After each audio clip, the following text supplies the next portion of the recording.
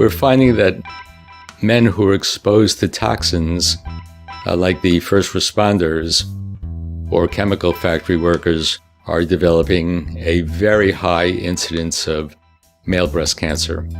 And we're also seeing it in older men who are not exposed because they're finally having somebody look at the lump in their breast that was bothering them for 5 years. I'm pleased to share this lecture with Dr. Mango from Memorial Sloan Kettering Cancer Center. We're both radiologists dealing with ultrasound breast imaging technologies. So when do we do a mammogram? In general, we don't. If a man has BRCA positive genes and is worried, then we may do a mammogram. But in general, we only do mammography or male breast imaging for breast enlargement, breast tenderness, a lump under the arm or around the nipple, or a discharge from the nipple.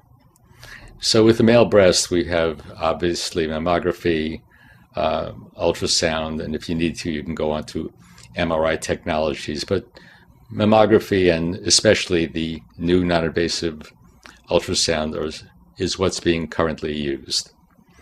So this slide shows you a benign disease. It's the mammogram showing a little white near the nipple, which is benign gynecomastia.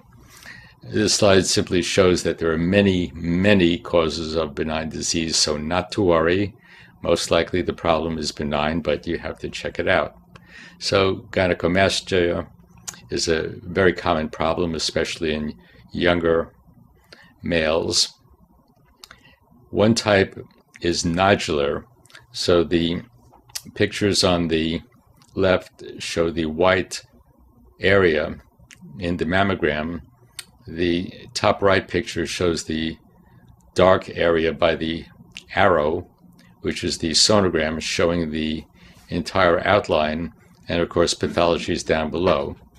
A common fatty tumor is the lipoma, very easy to see with ultrasound. So in dealing with male breast cancer, again, it's a mass. It's usually under the nipple. Sometimes there's a nipple discharge or retraction or a bloody discharge.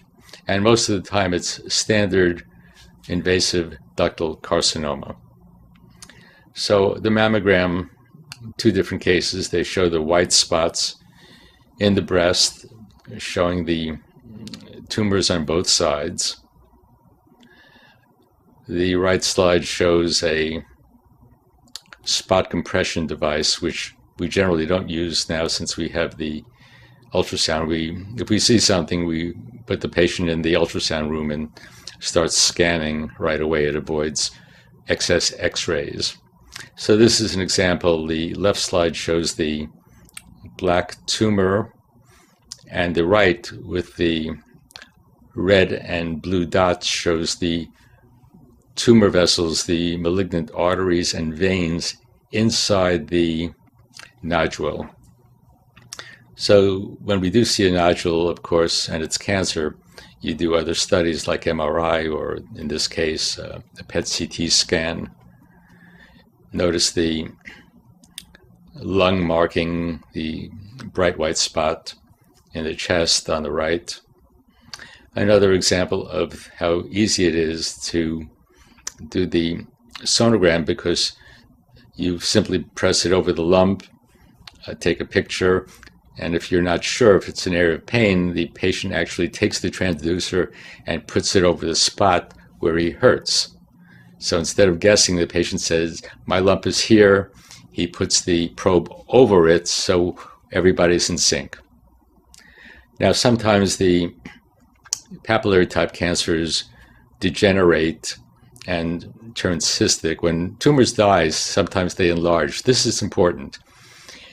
When cancers are dying, they can swell with edema, or when they're healing, sometimes the immunologic lymphocytes that are killing it off swell it with benign tissue, so it gets larger even though it's in the process of being treated or dying. Now, cancer neovascularity, this is all the blood flow ultrasound technology. So in 1994, the Italians demonstrated that you can use blood flow technology to see how aggressive a cancer is. And of course, if you can see the vessels that go into it, you can measure them and follow them during treatment. So this happens to be an MRI showing the same thing, blood flow in the blue is the normal tissue, and of course the red is the cancer that developed after only 7 months. It's called interval cancer, and it's also found it was commonly described in women. They would have a normal exam, and 6 months later they'd have a huge cherry or walnut in their breast. Once again, using the blood flow technology, which is the most quantitative, you can see how bad a tumor is. And once again, you can see the vessels going away. For example, when you treat things, say there are treatments such as HIFU. This is what we treat prostate cancer with all the time. In the past 15 years, it's become worldwide. You simply focus ultrasound and fry it with focused sonar waves. The RFA is radio frequency ablation. You again put the probe on and heat it, so the vascular regression is immediately. In other words, you have a lot of tumor vessels, and then after a few minutes of treatment, you have none. Treatment finished, and result confirmed. Now with cryosurgery, also freezing, you get immediately a lack of blood vessels in the area. Now with antioxidant treatment or hormones or radiation, it can take a long time to regress.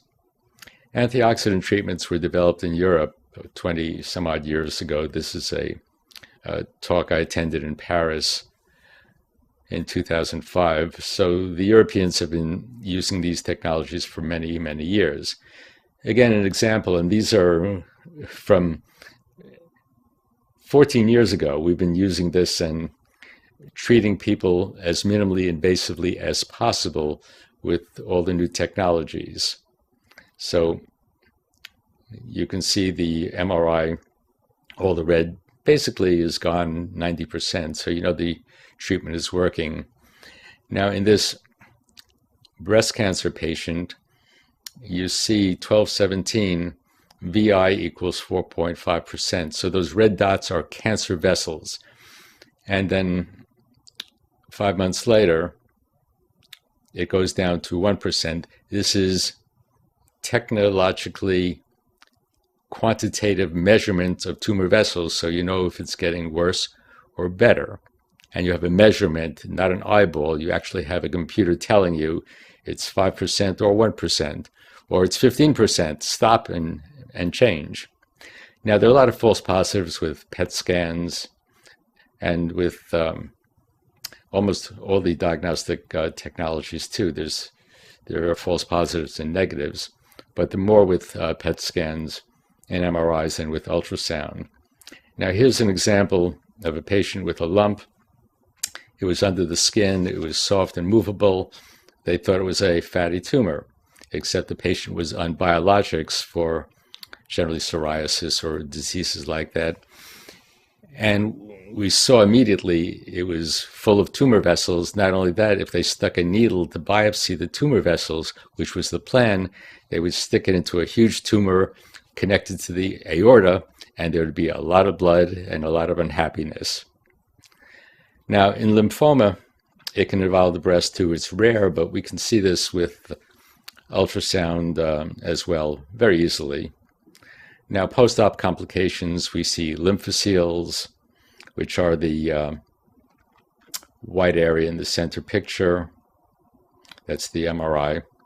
And then you can see the cystic lymph fluid is inflamed. Also, patients who have been operated on, they've got pain. Is it from the scar contracting, which traps nerves? This is something we're learning recently.